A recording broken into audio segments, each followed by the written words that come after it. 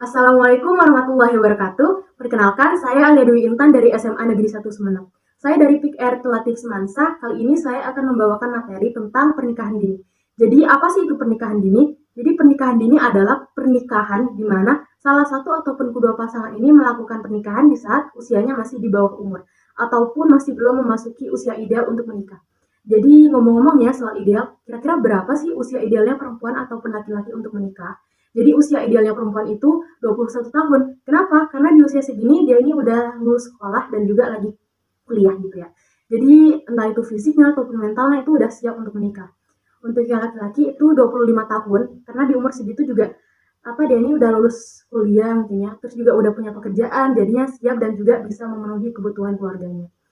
Untuk yang tadi kan kita udah ngebahas tentang pengertian dari pernikahan dini ya, dan juga berapa usia ideal untuk menikah. Nah, kali ini saya akan membahas tentang faktor-faktor dari pernikahan dini. Jadi faktor yang pertama itu adalah faktor ekonomi. Mungkin aja dia ini tuh terlahir dari keluarga yang kurang mampu. Jadinya orang tuanya ini tuh menikahkan anaknya dengan mungkin laki-laki yang sekiranya tuh mampu untuk memenuhi kebutuhannya mereka atau dibilang tuh kayak kaya gitu. Nah, untuk faktor-faktor yang kedua itu faktor pendidikan. Jadi minimnya pendidikan mereka tentang pernikahan dini membuat mereka ini tuh jadi nggak tahu kan ya faktor apa, nggak tahu dampak-dampaknya dari pernikahan dini. Jadinya mereka itu menikah di usia yang masih belum belum siap untuk menikah gitu. Untuk faktor yang ketiga itu ada faktor orang tua. Jadi mungkin aja orang tuanya ini yang menjodohkan anaknya dengan seseorang. Jadi kan anaknya juga nggak bisa nolak ya.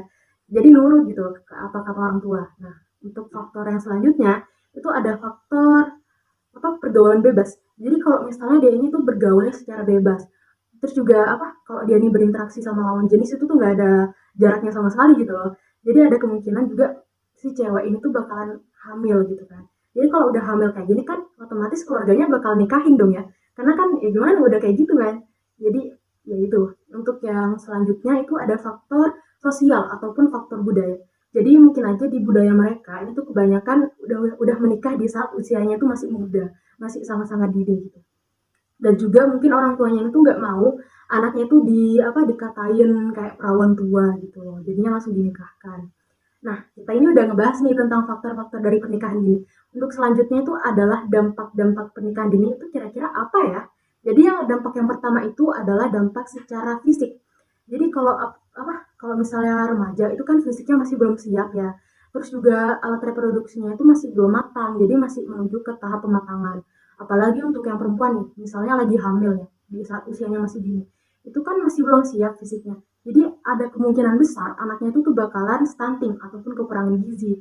Terus juga ini tuh bakalan ngebayain entah itu ke nyawa ibunya ataupun ke nyawa anaknya sendiri gitu. Jadi bahaya banget gitu kan kalau emang nggak siap gitu. Untuk dampak yang kedua itu tuh dampak secara mental. Jadi kalau remaja itu kan masih labil banget ya, emosinya tuh naik turun gitu kan, terus juga masih baperan gitu. Jadi ada kemungkinan ntar tuh di rumah tangga mereka bakalan sering cekcok ataupun bertengkar gitu. Untuk dampak yang ketiga itu adalah dampak secara sosial. Jadi kemungkinan aja ini tuh yang cewek nanti bakalan dipandang rendah ataupun dijadikan hanya dijadikan sebagai alat seks doang gitu. Nah, ini itu dampak-dampak dari pernikahan dini. Dan juga gimana ya kira-kira? Ini kan kita udah tahu ya cara dampak-dampaknya ternyata semenyeramkan itu gitu kan tentang pernikahan dini. Jadi gimana nih caranya untuk menanggulangi pernikahan dini biar di Indonesia tuh gak banyak lagi yang melakukan pernikahan dini. Jadi cara yang pertama itu adalah untuk memberikan pemahaman terhadap orang tua sebagai orang tua gitu ya, itu harus mengawasi anaknya agar tidak terjerat dengan pergaulan bebas gitu. Untuk yang kedua adalah memberikan pemahaman kepada mereka para remaja tentang bahayanya pernikahan dini dan juga apa itu dampak-dampak dari pernikahan dini gitu. Jadi mereka ini paham dan tahu harus melakukan apa. Nah, untuk yang ketiga itu adalah memberikan pemahaman tentang agama kepada anak yang dari usia yang sudah dini.